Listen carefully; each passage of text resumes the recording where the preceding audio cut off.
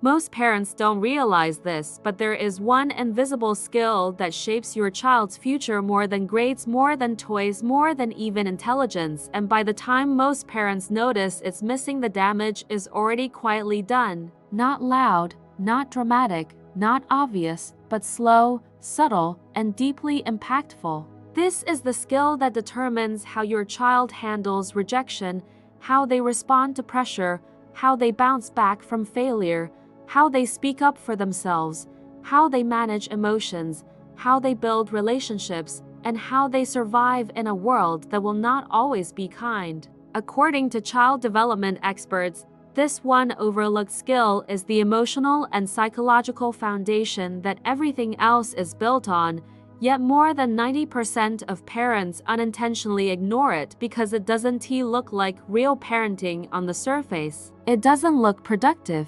It doesn't look impressive. It doesn't show up on report cards. It doesn't earn praise from relatives. And because of that, it quietly gets pushed aside until years later when parents suddenly say, "I don't understand why my child shuts down," or "I don't know why my child explodes over small things," or "Why does my child give up so easily?" or "Why does my child struggle with confidence even though we gave them everything?" What most parents never realize is that what they gave their child was often things, rules, pressure, structure, and protection, but what they unintentionally skipped was the one skill that teaches a child how to be emotionally strong on the inside, not just successful on the outside. Child psychologists consistently explain that children are not born knowing how to handle big feelings, stress, disappointment, embarrassment, fear, or frustration. They are not born knowing how to calm themselves,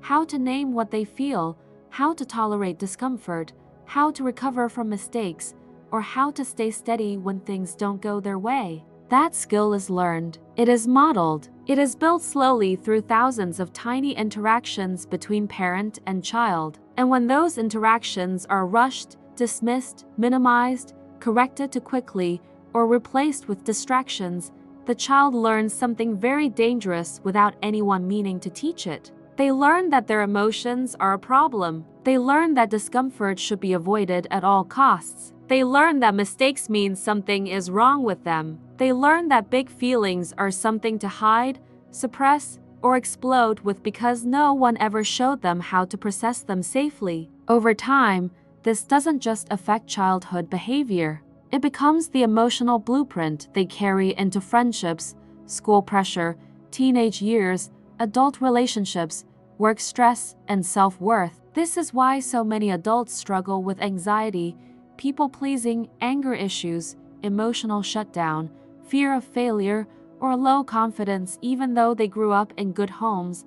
The missing piece was not love. It was emotional skill building. Most parents believe they are helping when they rush to fix, distract, correct, or shut down uncomfortable emotions. When a child cries, the instinct is to say, "You're fine." When a child is angry, the instinct is to say, "Stop being dramatic." When a child is scared, the instinct is to say, "There's nothing to be afraid of." When a child fails, the instinct is to say, "It's not a big deal." These responses come from love. They come from a desire to make pain go away. But according to child development research, these well-meaning reactions accidentally teach children that their internal experience is not safe to express. The child doesn't learn how to handle emotions. They learn how to hide them, suppress them, or release them in unhealthy ways. Over time, this creates kids who either explode easily or shut down completely. Kids who either act out or disappear emotionally. Kids who either become overly sensitive to criticism or terrified of trying. And parents are left confused, thinking discipline, structure, or stricter rules are the answer, when in reality, the missing skill is emotional regulation and emotional safety. Emotional regulation is not something a child magically develops on their own. It is built through co-regulation, which means the parent's calm presence and emotional guidance teaches the child's nervous system how to settle, how to label feelings, and how to return to balance after stress. When parents rush this process, kids don't learn regulation. They learn avoidance. When parents punish emotional expression, kids don't learn control. They learn shame. When parents constantly rescue children from discomfort, kids don't learn resilience. They learn fragility. This is why some children seem to fall apart over small things. It's not because they are weak. It's because their nervous system was never taught how to handle discomfort in a safe, supported way. Emotional strength is not about never feeling upset. It's about knowing what to do when you are upset. And that skill is shaped almost entirely in early childhood through repeated emotional experiences with caregivers. Experts explain that one of the biggest mistakes well-meaning parents make is focusing too much on behavior and not enough on the emotional message underneath the behavior. A tantrum is not just bad behavior. It is often a nervous system in overload. Defiance is not always disrespect. It is often a child who feels out of control and doesn't have the words or tools to express it. Withdrawal is not always laziness. It is often a child who feels overwhelmed and doesn't know how to ask for help. When parents only correct behavior without teaching emotional understanding, the root problem remains. The child might learn to behave better temporarily, but internally, nothing changes. The emotional skill is still missing. Over time, this creates a child who looks fine on the outside but struggles deeply on the inside, or a child who constantly acts out because their emotional needs were never addressed in a way that taught real coping skills. The most overlooked skill that changes everything is emotional intelligence and emotional regulation combined with secure emotional connection. It is the ability to recognize feelings, tolerate discomfort, express emotions safely, calm down after stress, and trust that emotions are safe to have. This skill predicts long-term mental health, relationship quality, confidence, stress tolerance, and resilience more than IQ, more than academic success, and more than talent. Children who develop this skill early are better able to handle peer pressure, bullying, academic stress, social challenges, and setbacks. They are more likely to speak up, advocate for themselves,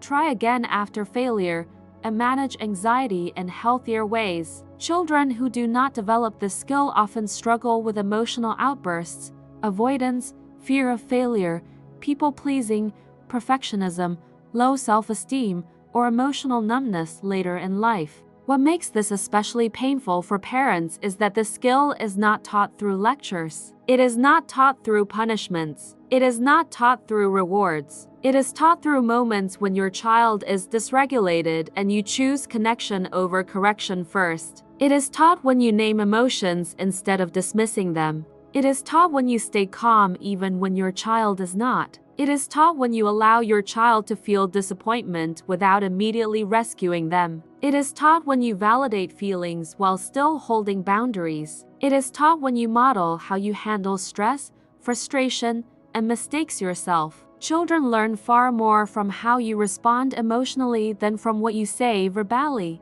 If a child sees a parent explode, suppress, panic, or avoid emotions, they internalize that pattern. If a child sees a parent breathe, pause, name feelings, and recover, they internalize that instead. One of the hardest truths for parents to hear is that emotional regulation in children often reflects emotional regulation in the adults around them. Not because parents are bad, but because nervous systems are contagious. A stressed parent often creates a stressed child. A calm parent teaches calm without saying a word. A parent who never learned emotional skills themselves may unintentionally pass that gap to their child. This is why breaking this cycle is so powerful. When a parent starts building their own emotional awareness and regulation, the child benefits immediately. The household becomes safer emotionally. Conflicts become less explosive. Mistakes become less scary. Communication becomes more open.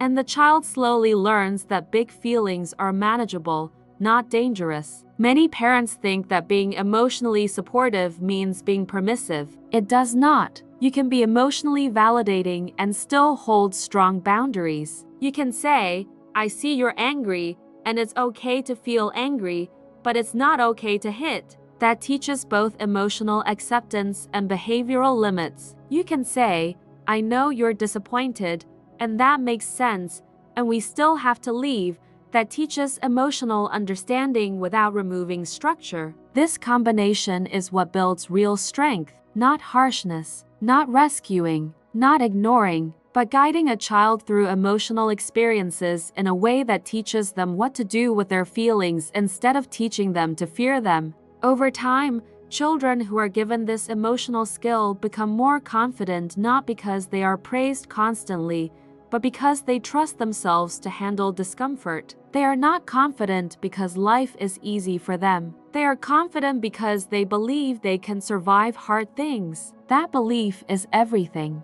It shapes how they approach school, friendships, challenges, and risk-taking. It shapes whether they try or quit. It shapes whether they speak up or stay silent. It shapes whether they internalize failure as "I am bad" or reframe it as "this is hard, and I can learn." Without the skill, even gifted, loved, and supported children can grow up feeling fragile inside. Parents often regret not focusing on this earlier when their child becomes a teenager or adult and struggles with anxiety, anger, emotional shutdown, or low self-worth. At that point, rebuilding emotional skills is possible, but much harder. The earlier this foundation is built, the easier life becomes emotionally for the child. This is why experts emphasize that emotional development is not extra. It is not optional. It is not secondary to academics, manners, or discipline. It is the core foundation everything else rests on. When this foundation is weak, everything built on top of it becomes unstable. The painful reality is that most parents were never taught this themselves. They are doing the best they can with what they were given. That means ignoring the skill is not a failure of love. It is a gap in knowledge. And the moment a parent becomes aware of it, everything can change. Small shifts in how you respond to emotions, small changes in how you handle stress in front of your child, small moments of connection before correction, small pauses before reacting. These small moments, repeated over years, quietly rewire a child's emotional brain. They build a child who is not just obedient, not just successful, not just well-behaved, but emotionally strong, resilient, and internally secure. This is why so many adults look back and say, "I wish someone had taught me how to handle my feelings." Or, "I wish I learned how to cope instead of just being told to be strong." Or, "I wish I knew how to calm myself instead of numbing or exploding." That wish starts in childhood. It starts with parents who understand that emotions are not the enemy. They are information. They are opportunities to teach. They are moments to build the skill that determines how a child will handle the hardest parts of life. If there is one thing parents take away from this, it should be this: you can buy toys later. You can tutor academics later. You can teach manners later. But if you miss teaching your child how to understand, regulate, and trust their emotions, you are leaving them to figure out the hardest part of life on their own. And no child should have to do that. The greatest gift you can give your child is not perfection, not protection from every hardship, and not constant happiness. The greatest gift is the inner strength to handle whatever life brings. That strength is built, not born. And the time to build it is now, in the everyday moments that feel small, but shape a lifetime. Because one day, your child will face rejection, failure, heartbreak, stress, and pressure without you there to protect them. In that moment, they will not rely on your rules, your lectures, or your good intentions. They will rely on the emotional skills you quietly helped wire into their nervous system when they were small. They will rely on whether they believe their feelings are safe, manageable, and temporary. They will rely on whether they trust themselves to recover. And that is when you will see the true power of this one overlooked skill, not in childhood, but in the adult they become.